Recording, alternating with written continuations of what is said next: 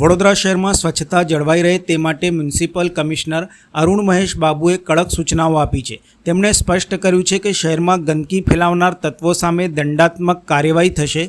Divider ઉપર કચરો નાખતા લોકોને રોકવા અને તેમની સમસ્યાનો ઉકેલ લાવવા અધિકારીઓને સૂચના આપવામાં આવી છે। સાથે જ જો ડોર ટુ ડોર વાહનો સમયસર ન પહોંચે તો તે અંગે પણ કડક પગલાં લેવા જણાવાયું છે। મ્યુનિસિપલ કમિશનર અરુણ મહેશ બાબુની અધ્યક્ષતામાં પાલિકા ખાતે બેઠક યોજાઈ હતી, જેમાં શહેરના ખાડાઓ માટે તાત્કાલિક પેચવર્ક અને કાર્પેટિંગ કરાવવા સૂચના આપવામાં આવી હતી। પાલિકાના માલિકીના પ્લોટ્સ ઉપર ફેન્સિંગ કરી બ્રાન્ડિંગ કરવા તેમજ તહેવારોને ધ્યાનમાં રાખીને વિવિધ થીમ આધારિત રોશની લાઇટિંગ, વોલ પેઇન્ટિંગ, બ્રિજ નીચેના પેઇન્ટિંગ, ડિવાઈડર અને ટ્રી પેઇન્ટિંગ જેવા કામો કરવા અંગે પણ જણાવાયું છે। શહેરમાં નવા સાઇનબોર્ડ્સ અને ટ્રાફિક સિગ્નલ ઉપર માર્ગદર્શન બોર્ડ લગાવવાના મુદ્દે પણ ચર્ચા થઈ છે। સાથે જ ઈ બસ સેવા અંગે ખાસ કમિટી બનાવવાનો નિર્ણય લેવાયો છે। મ્યુનિસિપલ કમિશનર અરુણ મહેશ બાબુએ સ્પષ્ટ કર્યું છે કે સ્વચ્છતા માટે કચરાપેટીઓ દૂર કરી છે। જાહેરમાં ગંદકી કરનાર વ્યક્તિઓ અને વેપારીઓ સામે કડક કાર્યવાહી કરવામાં આવશે। સરકારે વિવિધ ગ્રાન્ટ હેઠળ ફાળવેલા પાણી પુરવઠા, ડ્રેનેજ, વરસાદી કાંસ, bridge, parks and gardens, building road, street light અને ટાઉન પ્લાનિંગ જેવા પ્રોજેક્ટ્સ ઝડપથી પૂર્ણ કરવા માટે જણાવ્યું છે। સાથે જ પ્રધાનમંત્રી આવાસ યોજના અંતર્ગત મકાનોની સમીક્ષા કરી તેની માહિતી તાત્કાલિક રજૂ કરવાની સૂચના આપી હતી।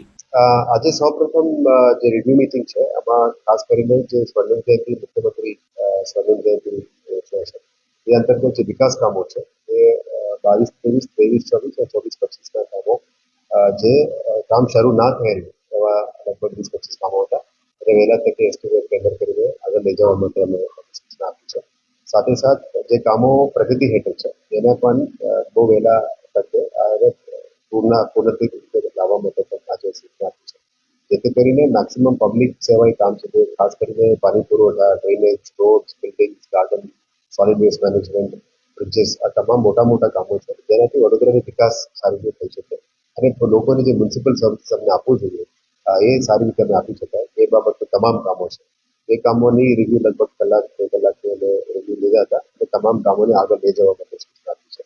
આ પછી આ વખતે વિશ્વામિત્રીનું જે ફ્લડ મેનેજમેન્ટની જે કામગીરી છે એમાં પણ સારું કામગીરી કરનાર લોકોને પણ અમે એપ્રિશિએટ કર્યા હતા।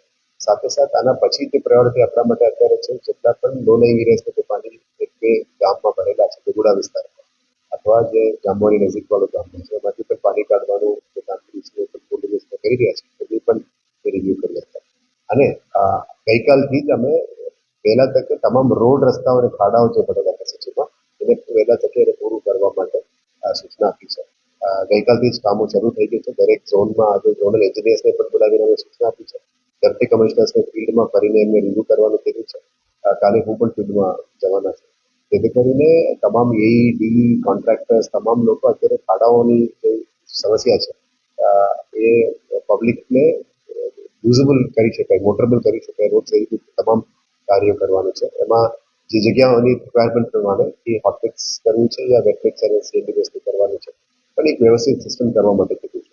અને જે રોડ પ્રોજેક્ટ દ્વારા જે અત્યારે 18 મીટરનું ઉપર છે હાલત સ્થિતિમાં 24 મીટરનું વધારે છે આ તમામ પ્રોજેક્ટ જે પેન્ડિંગ છે બધાને કામમાં લગાડવા માટે કીધું છે। ડ્રેનેજ શાખા અને પાણી શાખામાં પણ જેટલા પણ પ્રોજેક્ટ્સ ચોમાસાના કારણે અટકી હતી આ તમામ કામોને શરૂ કરી દેવા માટે નક્કી કર્યું છે, જેથી કરીને આવનારા 2-3 મહિનામાં આ તમામ કામો અમે આગળ લઈ જઈ શકાય। સાથે સાથ સિટીમાં એક સ્પંજ સિટી, જેથી કરીને વરસાદની પાણીને બધા જ વહી દેવાનું નથી પણ જે સોસાયટીઝમાં, જે ફ્લેટ્સમાં, જે ગામડાઓમાં અથવા વોર્ડમાં એક્વિફર્સ હતા વોટર કન્ઝર્વેશન સ્ટ્રક્ચર્સ બનાવીને ત્યાં પાણી કન્ઝર્વેશન કરવા માટે મોટા ભાગમાં સ્ટ્રક્ચર્સ કરવા માટે મેં સૂચના આપી છે, જેથી કરીને જે સ્પંજ સિટી કન્સેપ્ટ છે તેમાં આવી જાય। આવનારા દિવસોમાં હેરિટેજ કોન્ઝર્વેશન માટે પણ જે પણ કામો જે પેન્ડિંગ છે, નારાયણ મંદિરનું કામ છે, લાલકોટનું અત્યારે કામ જે પ્રગતિ હેઠળ છે, સુરસાગરનું જે વોકવે છે એ બધાને આગળ લઈ જવા માટે નક્કી કર્યું છે। બિલ્ડિંગ્સ શાખા દ્વારા જે ફાયર સ્ટેશન્સનું કામ, લાઇબ્રેરીઝનું કામ, અલગ નવા બિલ્ડિંગ્સનું કામ એ બધું જે પેન્ડિંગ છે એ પણ આગળ લઈ જવા માટે આજે નક્કી કર્યું છે। નવું ગાર્ડન્સ બનાવવાનું અને એક્ઝિસ્ટિંગ ગાર્ડન્સની અંદર મરામત કામ અને નવું એડિશનલ ફીચર્સ જે ગાર્ડનમાં કરવા માટે પણ કીધું છે। પછી વોર્ડ ઓફિસર સાથે જે રિવ્યુ કરી હતી સિટીમાં જો ગંદકી ફેલાવનાર લોકો સાથે દંડ લેવા માટે પણ સૂચના આપી છે। વારંવાર આપણે સિટીમાં સાફ કરતા કરતા જ આવીએ છીએ. તો પણ ઘણા બધા લોકો સિટીના ડિવાઈડરમાં જાહેર જગ્યામાં પ્લાસ્ટિક ફેંકે છે. તેથી દંડ લેવા માટે મેં સૂચના આપી છે. સાથે જે એમને કેમ ફેંકવું પડ્યું છે એ ડોર ટુ ડોર કલેક્શન સિસ્ટમને પણ સંદેશ કરવા માટે મેં સૂચના આપી છે.